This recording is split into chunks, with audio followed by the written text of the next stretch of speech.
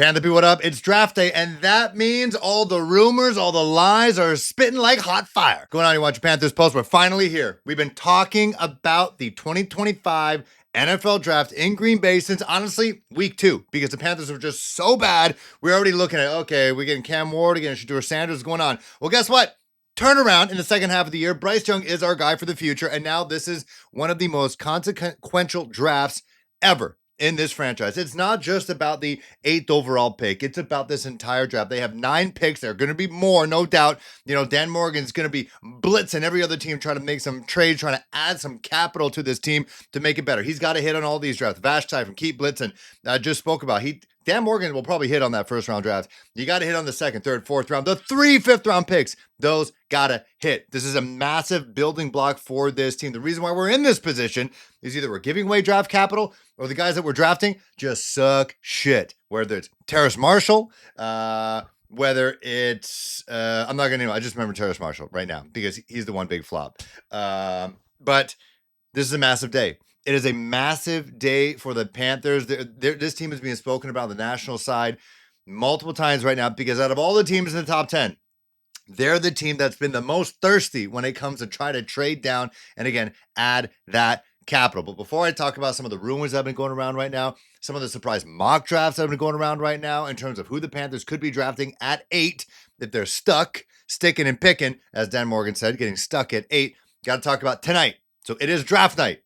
I can't, it's like our Super Bowl. It's draft night. I'll be going live on YouTube. Make sure you go to YouTube. Just type in Panthers Post. Every Panthers content creator is going live tonight. It's absolutely massive. There's enough Panther fans to go around. You pick, you can triple screen. You can watch us. You can watch Unnecessary Roughness, Bluntness. You can watch PNP. You can watch everybody. Everyone's going live. Just get just your overflow of Panthers content right now. Because if you're watching the ESPN's NFL drafts, all that, they're going to talk about the Panthers when they pick. They're not going to talk about the Panthers before the pick. They're not going to talk about the Panthers after the pick.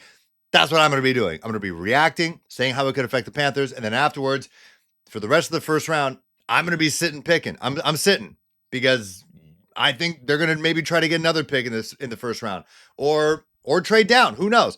It's going to be very exciting. So make sure to tune into that. So let's talk about some of the rumors that have been swirling around this team because it's been almost set in stone that Jalen Walker from Salisbury, North Carolina, from Georgia, Butkus Award winner, the nation's best linebacker, was a shoo-in to be the Panthers pick if they are stuck at 8.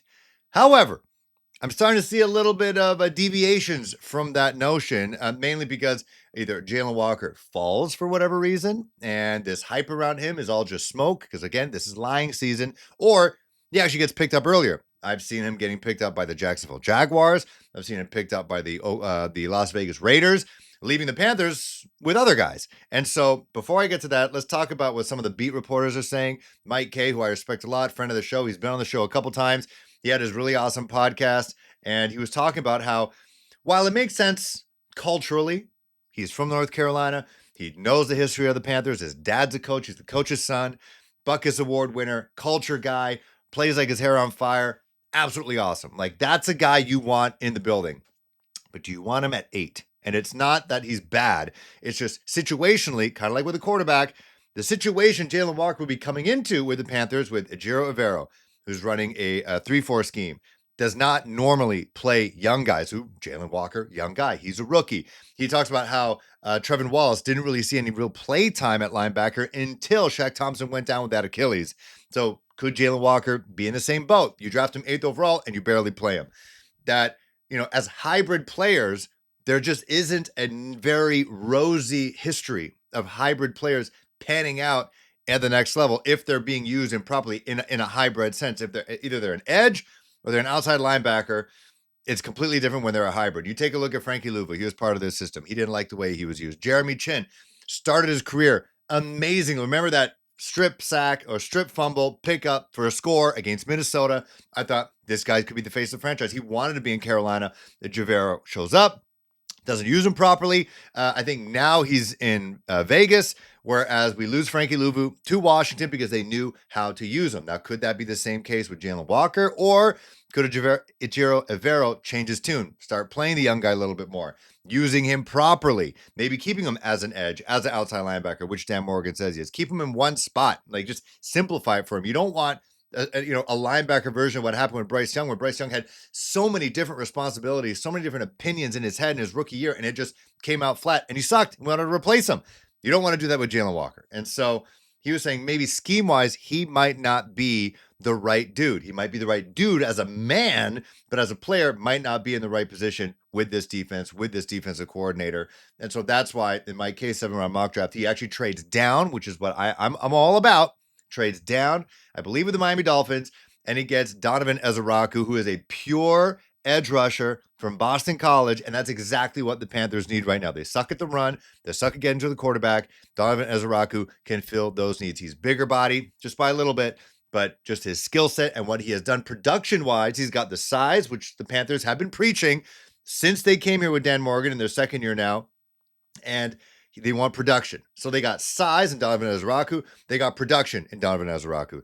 They have some production in Jalen Walker, but they don't have the size. He lacks that size. So picking him kind of goes against their philosophy. And if they're picking him just because of the vibes, that might not be the right move. So that's Mike K's take on 8. I think he wants to trade down. He gets rid of the 57th overall pick. He actually I think he gets the 44th overall pick.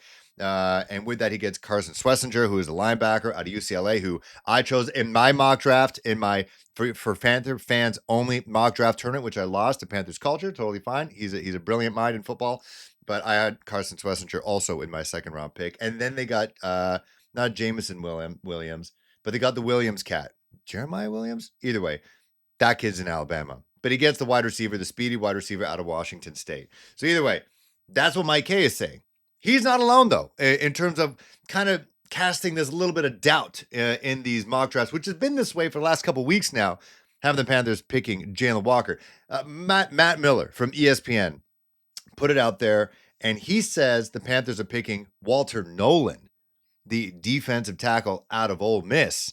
And he talked about in his recap saying that Walter Nolan is one of the fastest risers in this draft process right now. They always talk about he was the number 1 overall recruit in high school.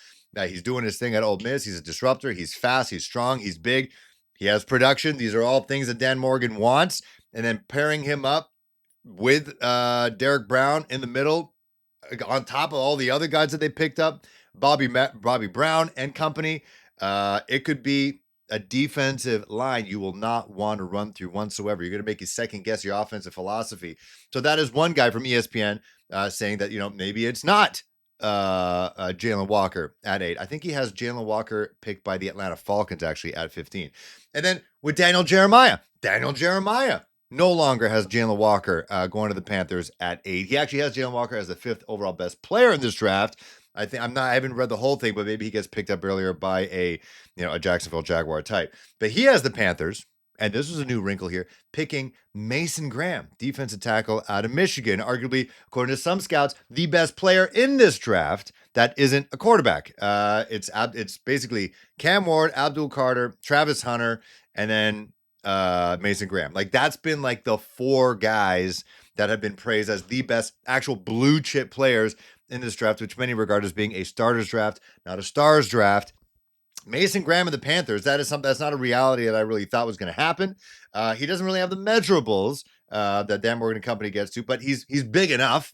He can always, once you get him into an NFL weight room, things can change. We've seen all those photos of first year in the league and then 5th year in the league. They look like a disheveled, shell of a man, but absolutely massive. That could still happen with Mason Graham. He brings that culture fit as well. Hey, I don't think people will be mad at that. I do not think people will be mad at that. So just some of the things out there that I am seeing that shows that maybe Jalen Walker, who we've seen the jersey swaps, him rocking a clean number 11 in processed blue, that might not happen. What also might not happen is the Panthers sticking and picking at 8. We've been seeing from Todd McShay and every single analyst out there that the loudest team right now, the most active team right now when it comes to trading down, is the Carolina Panthers. And whether that's for someone who wants to jump the New Orleans Saints, who might be smitten on Shedeur Sanders, or maybe it's the Pittsburgh Steelers, who want to trade up from 21 to 8 to get Sanders, or we're also seeing reports that, either it's the Denver Broncos or somebody is wanting to trade up, or the Chicago Bears of all teams wanting to trade up ahead of their spot at 10 to pick Ashton Genty, the running back out of Boise State. That could work. Obviously, we have a relationship with the Chicago Bears. Someone suggested that maybe the Panthers and Bears, they do their first round pick swap. So Panthers drop from 8 to 10, and then also recoup that 39th overall pick in the second round. So you give them 8, 57, and they give us 10, and we get our pick back at 39. And I always felt that whether you're at 8 or even you're down at 10, waiting from 10 to 57 is way too long. There's way too many good guys out there that you're going to lose out on. If you can get 8, 10 swap, and then you get 39 back, you give them 57, and then you can pick a better player at 39. Basically, that seems to be that sweet spot. And then even at 10, you can still get yourself a Donovan Ezeraku. You can get yourself a Jalen Walker, potentially. Michael Williams, you can probably get someone like him. You can still get your Walter Nolan. You can get him at 10. And then at 39, you can get a high-end tight end. You can get a Carson Swessinger. You can get the Jalen Royal, Jaden Higgins, or who's the other one? Jalen Noel. One of those J's. One of those J's. And then the fourth J. You got the fourth J out of Washington State. You got 4 J's at wide receiver that you can pick at 39. Then you're going to have to wait a little bit into the third round. And you still got to hit on those guys as well. I could see them double dipping at edge if that's the case. So that's also a thing. My only problem with the Panthers being so thirsty and letting it out there that they want to trade down is that if you keep letting people know you want to trade down, they're just going to lowball you. They're going to lowball. Maybe you just do a pick swap with the Bears and that's it. You still keep 57. You still have that huge cavernous gap between 10 and 57. Too much. They're going to lowball you. They're going to know you're desperate. It's never good to be desperate. You want to be calm, cool, and collected. But as we know, Dan Morgan, not calm, cool, and collected. He's calm. Is he cool? I don't think he's cool. His eyes don't really speak cool to me. But that's my only issue with it being just like very well known that the Panthers want to move down. They're just asking to get fleeced. It just means you're desperate. Thirsty means you're desperate. If you go to the club, you're thirsty, you're desperate, you're getting no numbers. People are going to smell that desperation. They're going to stay away from you. And there's also that idea that no one really wants to trade up because everyone's kind of equal. When it comes to outside that top 4, you might want to throw Will Campbell in there if you want.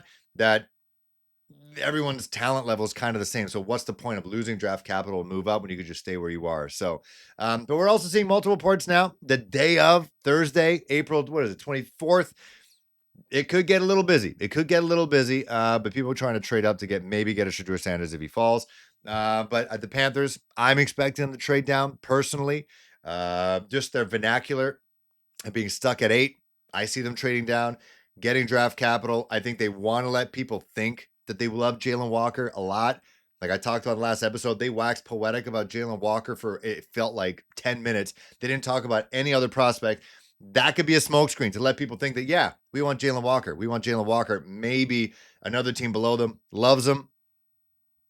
They swap. They come to 8. They get their Jalen Walker, and the Panthers say, hey, we didn't really like him that much. He's not much of a scheme fit. That Mike Hay guy, he knows something about football. He doesn't really work our scheme. He's a great guy, but doesn't work our scheme. We actually like James Pierce. We actually like Mike Green, Walter Nolan, one of those guys. So maybe they're just playing the long game here, and maybe they're not thirsty. Maybe they're not desperate. Maybe they're just tactical. They're smart. They figured it out. They've learned how to play the 4D chess right now. Brant Tiller's got his tentacles all over the place.